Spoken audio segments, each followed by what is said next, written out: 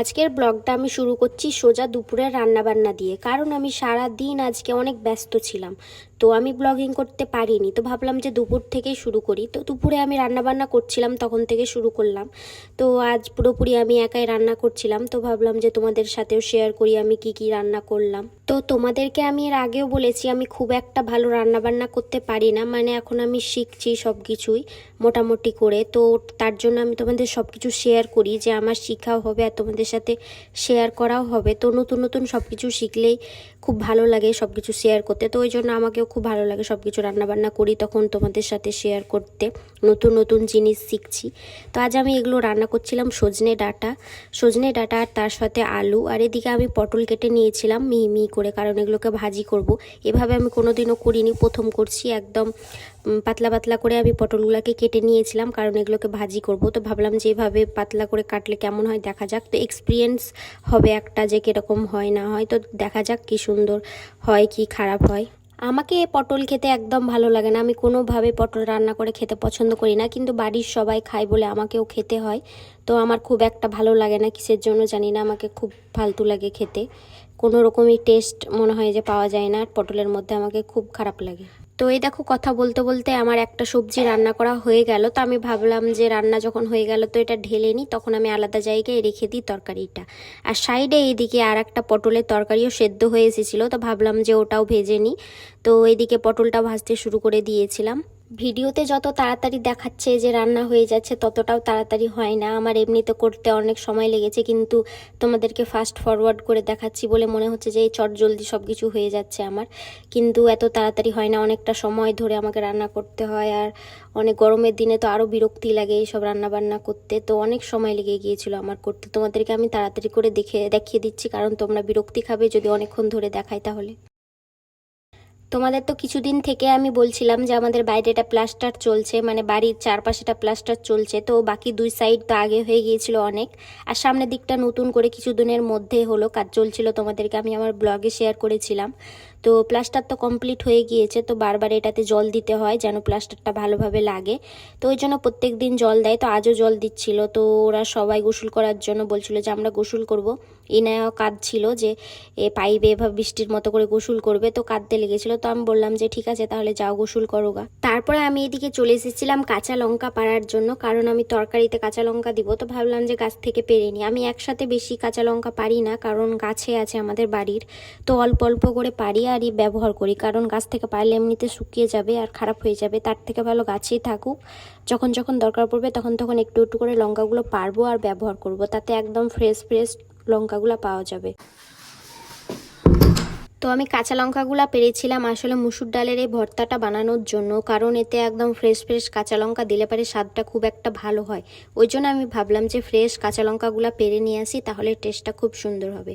তো তোমরা কে কে মুসুর ডালের ভর্তা এইভাবে বানিয়ে খাও আমাকে অবশ্যই কমেন্টে জানাবে। আমাদের বাড়িতে প্রতিনিয়ত এই জিনিসটা হয়, সবাই খেতে খুব পছন্দ করে, আমারও খুব একটা খারাপ লাগে না, মানে ভালোই লাগে খেতে। তো আমিও মাঝে মধ্যে এই মুসুর ডালের ভর্তাটা বানাই। তারপরে আমি এখানে ডিমের অমলেট বানাবো, ওই জন্য আমি এখানে পেঁয়াজ কেটে নিচ্ছিলাম একদম পাতলা পাতলা করে, থিনলি করে। তো এদিকে লঙ্কা কেটে নিয়েছিলাম, আর আমি এদিকে পেঁয়াজও কেটে নিচ্ছিলাম, সেগুলোকে আবার ছোটো ছোটো করে দেবো, তাহলে ডিমে খুব ভালো লাগে খেতে। এভাবে ছোটো ছোটো করে পেঁয়াজ আর লঙ্কা কেটে দিলে পারে, আমি বেশি করে পেঁয়াজটা দিই কারণ খেতে খুব ভালো লাগে।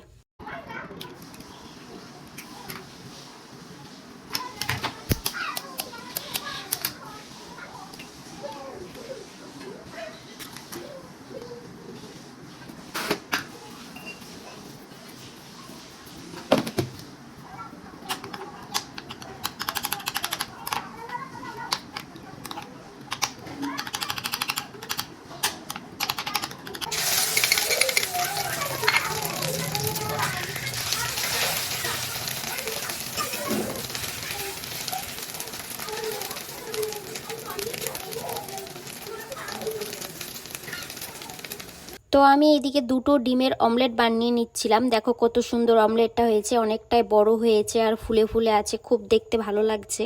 তো আমি তো ডিম ফ্রাইং প্যানে করি, তো আজকে ফ্রাইং প্যানটা একটু অন্য কিছু রাখা ছিল, তো ভাবলাম যে কড়াই করিনি। তো কড়াই করতে যেয়ে দেখলাম ভেঙে গেল ডিমটা, মানে গোল হয়ে সুন্দর হয়ে উল্টালো না, ভেঙে গেল। আমার সাথে এরকম কোনোদিনও হয় না ফ্রাইং প্যানে। তো কি করা যাবে, এরকম ভাঙা অবস্থাতে তুলে নিলাম। তো এই দেখো আমার সব কিছু রান্নাবান্না কমপ্লিট হয়ে গিয়েছিল। তারপর আমি এদিকে খেতে দিয়ে দিয়েছিলাম। আমি কত রকম আজকে বেঙ্গলি সব রান্না করেছি, খুব সুন্দর লাগছিল দেখতে, মানে যত রকমের বেঙ্গলি খাবার বাঙালিরা পছন্দ করে। তো মাছ মাংস বাদ দিয়ে যেগুলো ভেজ থাকে ওগুলোর মধ্যে সব কিছু আমি আজ করেছিলাম। তো কেমন লাগছে আমার এই বেঙ্গলি ভেজ থালিটা একটু অবশ্যই তোমরা কমেন্টে জানাবে। আমাকে তো খুব সুন্দর লাগছিল এভাবে সব কিছু সাজিয়ে দিতে। তোমরা আমাকে কমেন্টে বলবে কেমন হয়েছে।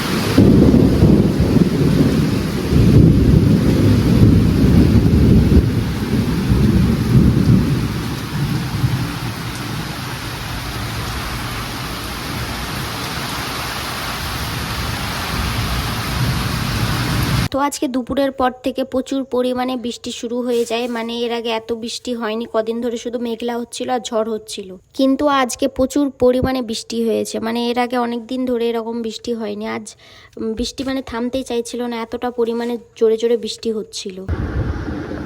কে শিখিয়ে দিয়েছে এটা? আরেকবার করো তো, এদিকে তাকাও, এদিকে দেখতে পাই না, কই জিভ বের করো নিজে, করো। এটা মানে কি? এটা মানে কি? এটা ছোট্ট বিড়াল না ছোট্ট কুকুর নাকি এটা? বলো কি? কুত্তু। কুত্তু। সন্ধ্যার পর আমি এইখানে রসুন আর একটা আচার আর লঙ্কা এদিকে পাততে চলে এসেছিলাম, কারণ আমি এদিকে লঙ্কা বাটা বানাবো। তো লঙ্কা তো ছিল না, আমি বলছিলাম যে ফ্রেশ ফ্রেশ আমি লঙ্কা পারি আর সব কিছু করি। তো সন্ধ্যা হয়ে গিয়েছিল, তো তাও লাইট জ্বালিয়ে আমি গেলাম লঙ্কা পাড়ার জন্য। তো কয়েকটা লঙ্কাগুলো পেরে নিলাম, যেগুলো বড় বড় একটু হয়ে গিয়েছিল সেগুলো পারলাম।